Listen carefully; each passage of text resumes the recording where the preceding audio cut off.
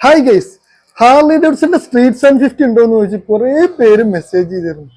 അപ്പൊ നമ്മൾ ഗോൾഡൻ വീൽസിൽ ഇപ്പോൾ ഹാർലി ഡേവിഡ്സൺ സ്ട്രീറ്റ് 750 വന്നിട്ടുണ്ട്.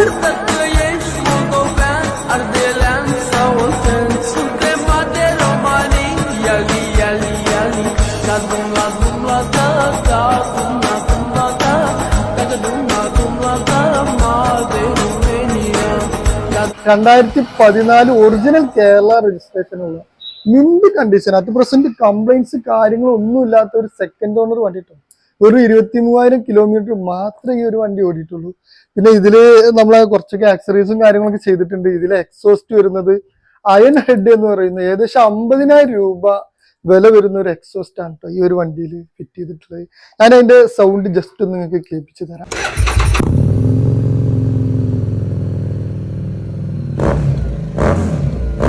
അപ്പൊ ഈ ഒരു